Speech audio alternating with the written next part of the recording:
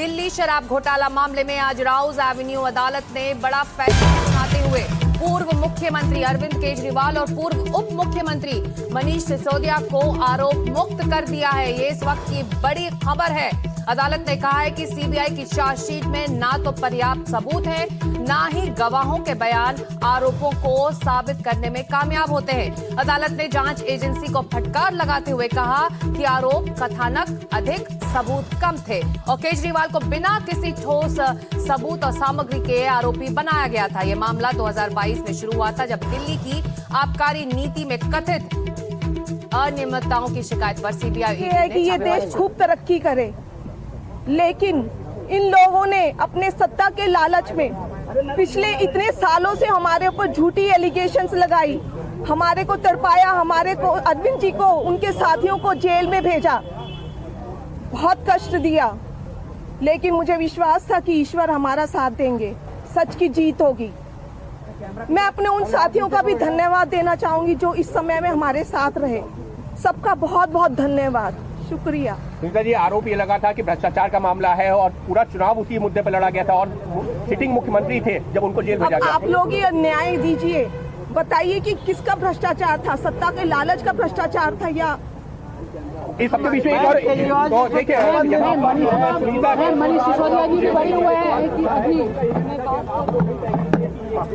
तो अनियमितताओं की शिकायत पर सीबी और ईडी ने छापेमारी की थी, गिरफ्तारी और लगातार पूरक चार्जशीट दाखिल की थी। लेकिन 4 साल बाद अदालत ने स्पष्ट किया कि दोनों नेताओं के खिलाफ भ्रष्टाचार का कोई भी प्रत्यक्ष या विश्वसनीय प्रमाण पेश नहीं किया गया। इस फैसले के साथ अब पूरा मामला पलट गया है और दोनों नेताओं को बड़ी राहत मिली है।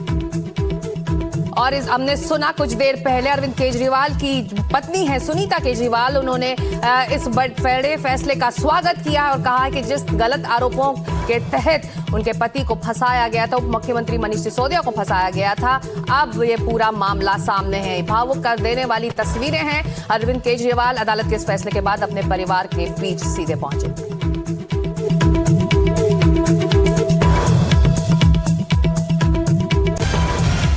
की जीत हुई है, कह रहे हैं अरविंद केजरीवाल। दिल्ली शराब नीति घोटाले में बड़ी खबर।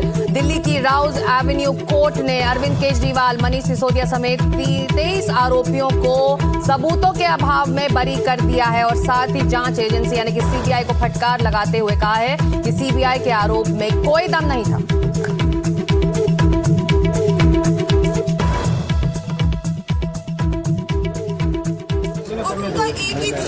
तरक्की करे, लेकिन इन लोगों ने अपने सत्ता के लालच में पिछले इतने सालों से हमारे ऊपर झूठी एलिगेशंस लगाई, हमारे को तड़पाया, हमारे को अरविंद जी को, उनके साथियों को जेल में भेजा, बहुत कष्ट दिया।